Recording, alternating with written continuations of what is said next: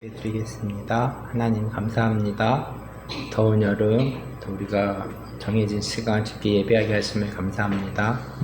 하루를 살면서 우리가 집회 예배하는 삶 될 수 있기를 원합니다. 예수님의 이름으로 기도하였습니다. 아멘.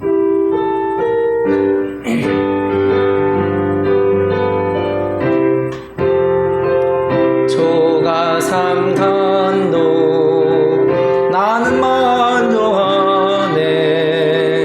값진 재물도 내겐 없지만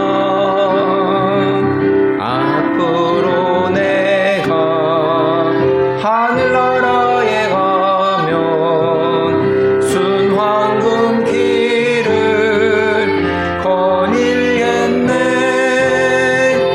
천을 넘어 주 계시는 모양 영원한 기쁨 넘치는 그곳.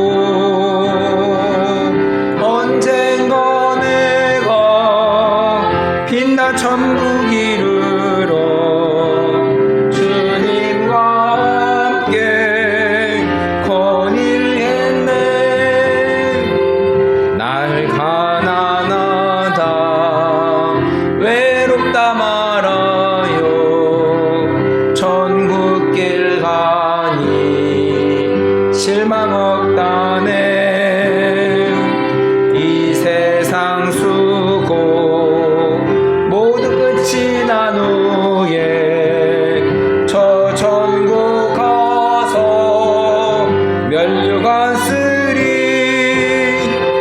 저 하늘 넘어 주 계시는 모양 영원한 기쁨 넘치는 그곳. 언젠가 내가 빛난 천국 이르러 주님과 함께 거닐겠네. 나는 순례자 낯선 나라에 언젠가 집에 돌아가리. 어두운 세상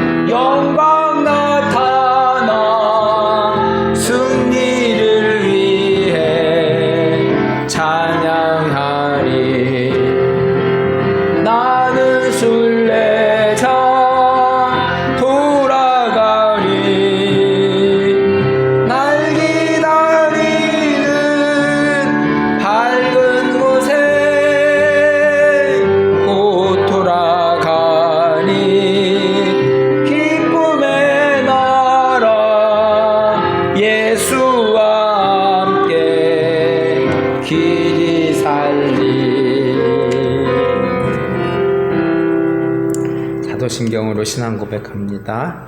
나는 전능하신 아버지 하나님 천지의 창조주를 믿습니다. 나는 그의 유일하신 아들 우리 주 예수 그리스도를 믿습니다.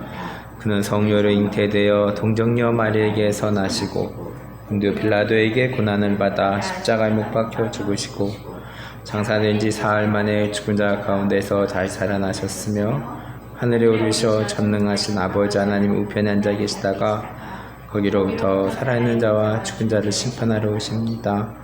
나는 성령을 믿으며 거룩한 공교회와 성도의 교제와 죄를 용서받는 것과 몸의 부활과 영생을 믿습니다. 아멘.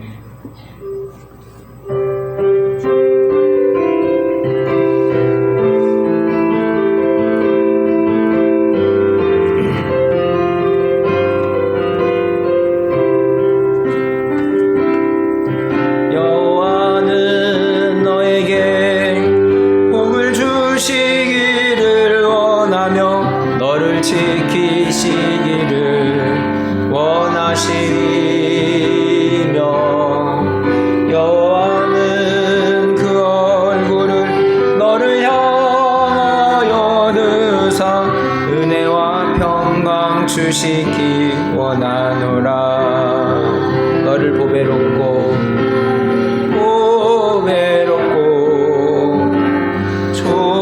존귀하게 여기시는 하나님이 내 삶 속에서 이 약속을 신실하게 이루시리. 땅의 기름진 것으로 하늘에 신령한 것으로 너를 복주시고 지키신 하나님이 너의 영혼 잘 되도록 은혜 베푸시며 평강으로 인도하시리. 기도하겠습니다. 하나님 아버지 감사합니다. 수요일 밤 예배를 인도해 주셔서 감사합니다. 무더운 여름을 보내고 있습니다. 하나님 아버지 또 우리가 또 좋은 컨디션 가운데 우리의 또 건강을 지키시며 보호하시고 인도하여 주시는 하나님께 감사합니다. 하나님 아버지 우리가 세상을 살아가면서 또 하나님의 말씀을 잊지 않고 주님의 말씀을 내 마음 가운데 새기며 주의 말씀 따라 살아갈 수 있는 삶 될 수 있기를 기도합니다. 하나님 창세기를 거쳐서 출애굽기의 말씀을 보고 있습니다. 출애굽의 여정이 또 우리들의 삶의 여정임을 생각할 때에 여러 가지의 삶에 있어서 광야 같은 삶, 어려움과 또 원망과 또 힘듦 가운데서도 때를 따라 돕는 은혜를 베푸시는 하나님의 은혜를 맛보며 살아갈 수 있도록 주님께서 인도하여 주시기를 기도합니다. 우리 하나교회 한 사람 한 사람을 기억하여 주시고 여러 가지의 또 멀리 떨어져 있는 지체들도 기억하여 주시며 동일한 곳에서 하나님을 찬양하며 예배하는 삶 될 수 있도록 인도하여 주시옵소서. 예배의 시정을 주님께 의탁하고 예수님의 이름으로 기도합니다. 아멘.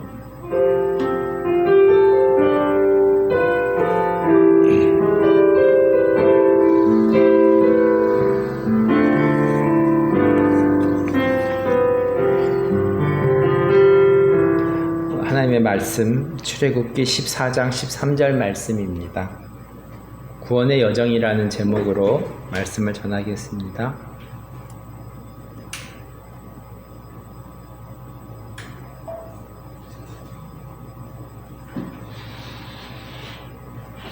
출애굽기 14장 13절 말씀 읽겠습니다. 모세가 백성에게 이르되 너희는 두려워하지 말고 가만히 서서 여호와께서 오늘 너희를 위하여 행하시는 구원을 보라. 너희가 오늘 본 애굽 사람을 영원히 다시 보지 아니하리라. 아멘. 시대시대마다 하나님은 믿음의 사람을 세우시고 일하심을 알 수 있습니다.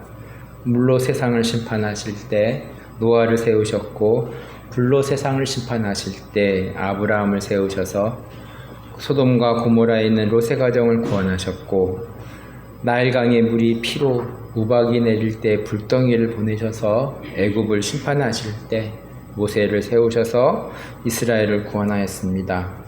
하나님께서 구원의 역사를 하셨지만 구원 이후에 우리의 믿음의 삶이 시작됨을 출애굽기를 살펴보면서 알 수 있습니다. 하나님은 이스라엘을 애굽으로부터 구원하셨지만 이스라엘 백성들의 하나님에 대한 믿음이 확고하지는 않았습니다.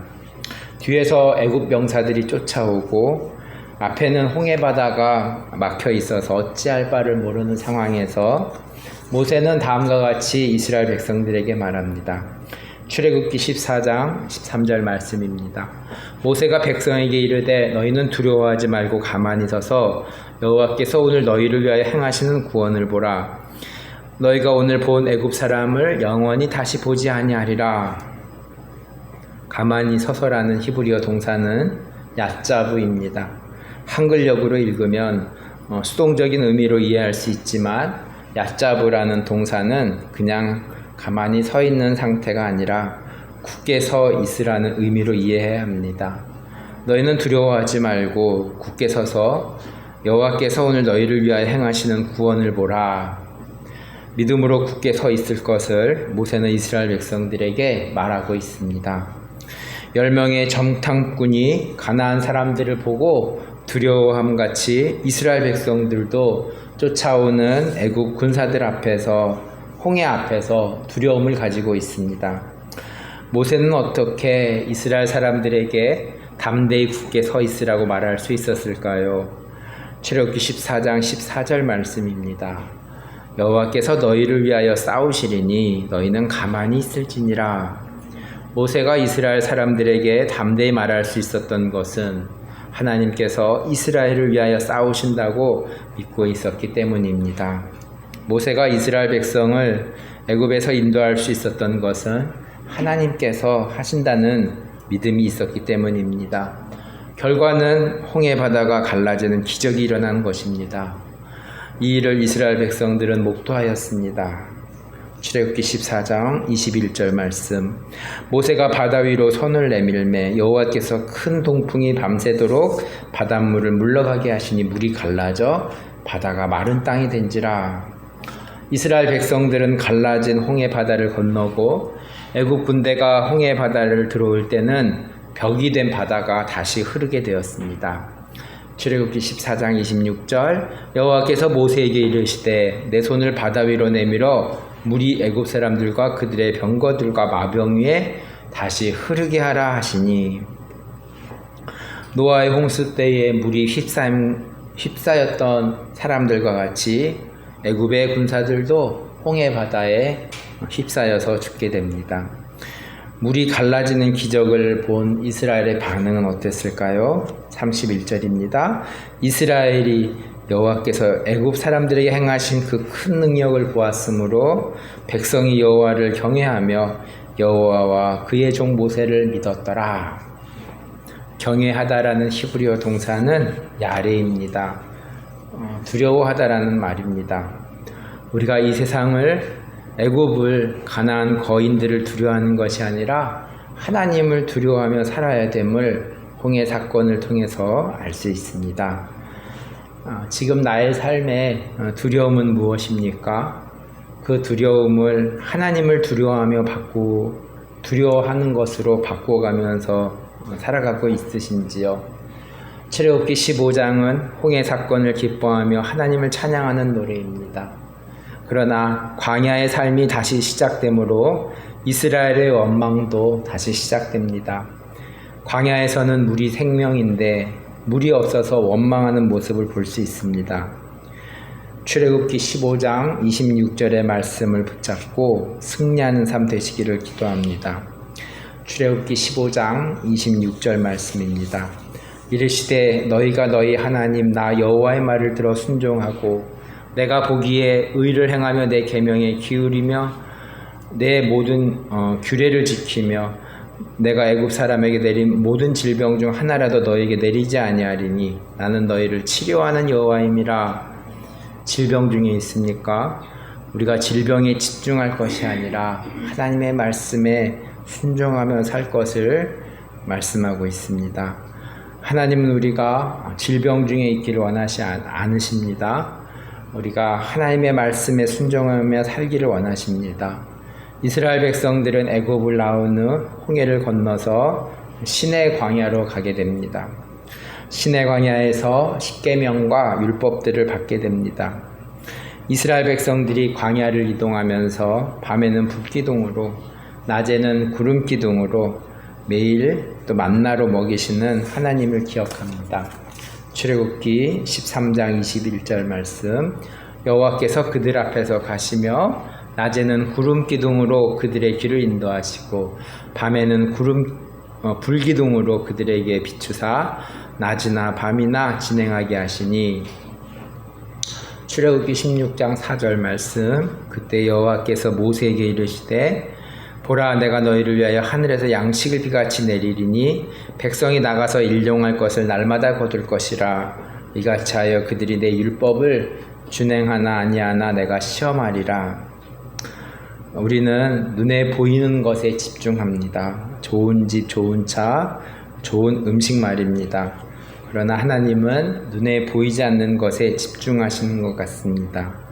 이스라엘 백성들에게 불기둥으로 구름기둥으로 하늘에서 일용할 양식을 주시면서도 이들이 하나님의 말씀을 잘 지키는지를 관심을 가지고 살펴보고 있으십니다.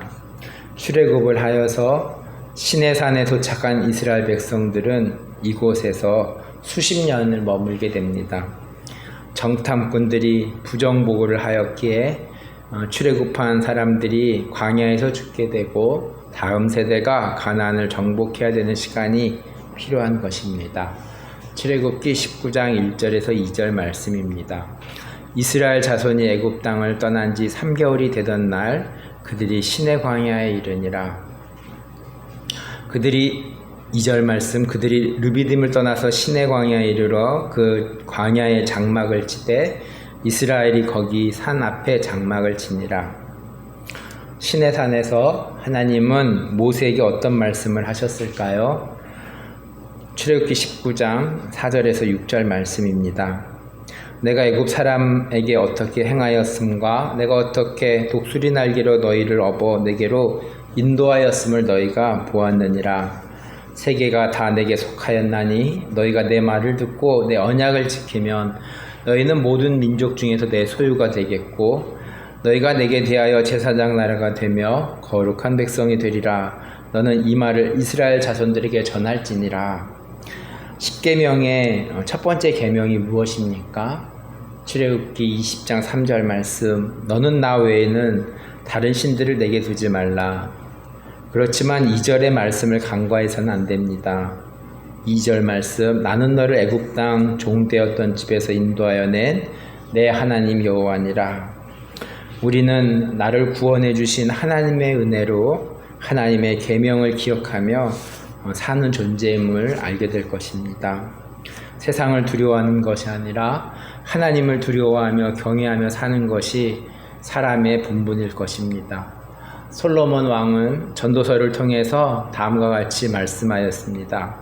전도서 12장 13절 말씀, 일의 결국을 다 들었으니 하나님을 경외하고 그의 명령들을 지킬지어다. 이것이 모든 사람의 본분이니라. 이 세상을 만드신 하나님은 이 세계가 하나님에게 속하였고 이 세상 사람들 모두가 하나님을 경외하면서 사는 것이 사람의 본분임을 가르쳐주고 있습니다. 나는 하나님을 경외하면서 살아가고 있으니까 말씀을 기억하면서 함께 기도하는 시간 갖도록 하겠습니다. 하나님 아버지 감사합니다. 출애굽기의 여정에서 또 이스라엘 백성들의 삶의 모습이 2024년을 살아가고 있는 우리들의 모습이지 않는가 싶습니다. 뒤에서는 애굽 사람 병사들이 쫓아오고 앞에는 홍해가 가로막혀 있는 어찌할 바 모르는 상황 가운데서 하나님은 홍해를 가르시고 길을 만드신 분이심을 우리가 살아계신 하나님을 우리가 믿으며 나아가기를 원합니다. 세상을 두려워하는 것이 아니라 하나님을 두려워하면서 경외하면서 살아갈 수 있는 우리 하나 가족 한 사람 한 사람 되어줄 수 있도록 주께서 축복하시고 인도하여 주시옵소서. 하나의 무더운 여름을 보내고 있습니다. 좋은 컨디션 주시고 건강한 몸으로 하나님께 찬양하며 예배하는 삶 될 수 있도록 인도하여 주시옵소서. 예수님의 이름으로 기도합니다.